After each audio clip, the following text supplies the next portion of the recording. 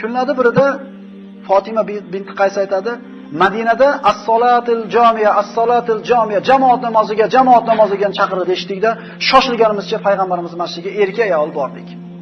Odatda bunday chaqiruv yo bir xatarli ish bo'lsa, bir jihodga chiqishlik kerak bo'lsa chaqirilardi, yoki bir jihoddan o'lja kelgan bo'lsa, bo'lib berishlik uchun payg'ambarimiz shunday qilib chaqiradi. Zarur ish bo'lsa chaqiradi. Hamma yig'ilib kelgandan keyin namozni o'qidik deydi.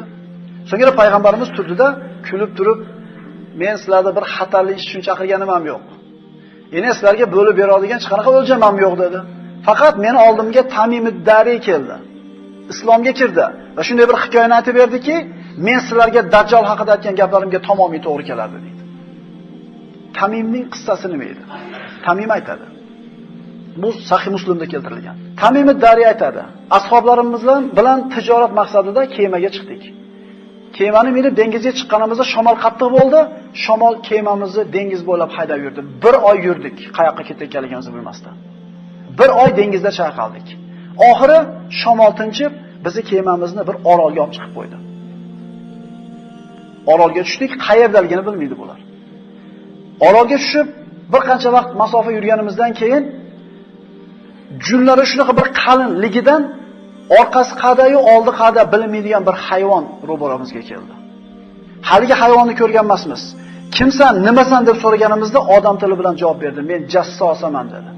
Ya'ni bu haqida Qur'onda oyat kelgan. Ana shu oxir zamon bo'lganda yerdan bir hayvonni chiqarib qo'yamiz. Odam tili bilan gapiradi. Allohning oyatlariga iymon keltirmay qo'ydinglar deydi. Men jassosaman dedi. Bu qanaqa joy? Boshqa savol bermoqchi bo'lganda aytdiki, "Ey qavm," dedi Ali jassosa. Ana bu dirda deydi. Dirda mana shu ibodat qilinadigan joy aytilardi. Ana bu dirda sizlarni xabaringlarga mushtoq bo'lib turgan bittasi bor dedi. Shoshilganimizcha ana shu dirga qarab yugurdik, bu shayton bo'lib qolmasin yana deb. Bordik, ana shu dirga yoki ibodatxonaga kirganimizda umrimizda ko'rmagan nohotda bir gavdali odamni tizzalari, oyoqlari zanjir bilan baylangan, butun jasadiga zanjir aylangan, o'ratilgan, mana shunday yig'ishtirib qo'yilgan holda bir kishi o'tirardi. Biz unga sen nimasan, kimsan deb so'raganimizda u aytdiki, meni holimdan xabardor bo'ldinglar. Endi sizlar holinglardan xabar beringlar.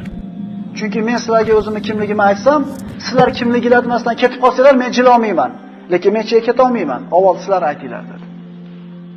Ular nimani so'raysan dedi. Ular aytdi, Bisan haqida xabar beringlar dedi. Bisan Falastindagi bir shahar. Bisanda nimasi kerak senga? Bisanda, Bison bog'ida xurmolar bormi dedi. Ha, xurmolari bor. Xurmolari serob, odamlar foydalanyapti. Ha, u xurmolar yo'q bo'lishga yaqin bo'ldi dedi. So'ngra Tabariya suvi haqida gapiringlar dedi. Tabariya Urdundagi bir ko'l. Tabariyada suv bormi dedi. Ular ha bor dedi. Suvi serob, odamlar ichyapti dedi. Suvi yo'q bo'lishiga yaqin qoldi dedi. Menga Zag'ar bulog'i haqida gapiringlar dedi. Zag'ar ham mana Falastindagi bir shahar. Zag'ar bulog'i haqida gapiringlar dedi. Nimasi kerak senga u haqida? Nimasini bilmoqchisan deganda, Zag'arda bulog'idan suv chiqyaptimi?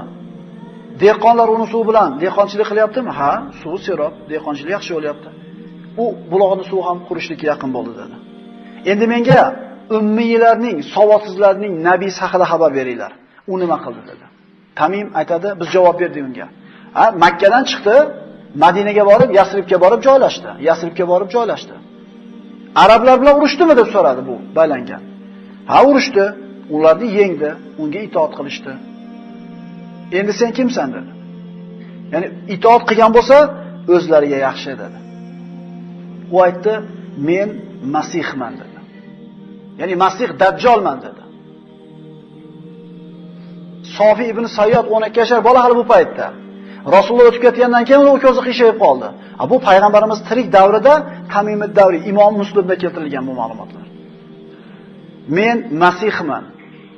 Menga chiqishligim uchun izn berishini kutyapman. 40 kun yerda kezaman. Makka va Tibadan boshqa hamma shaharlarni aylanib chiqaman. Bu ikkisiga kirishligimdan qo'lida yalang'ochlangan qilichi bor farishtalar to'sib turadi dedi. Rasululloh sollallohu alayhi vasallam turgan joylarda minbarda titratib turib aytdilarki, aytmaganmidim sizlarga? Aytmaganmidim dedi. Hammasi tasdiqlashdi. At-tiba deb payg'ambarimiz tiba mana shu Madinada minbariga 3-4 marta urdi.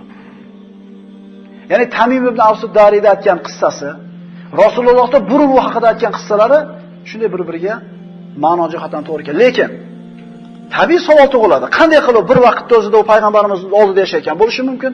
12 yoshar yosh bolani singari. Ya'ni shu vaqtda o'zida qaysidir bir orolda zanjirband holatda turishi mumkin. Bu siz bilan biz aqlimiz olmaydigan g'ayb ishlari.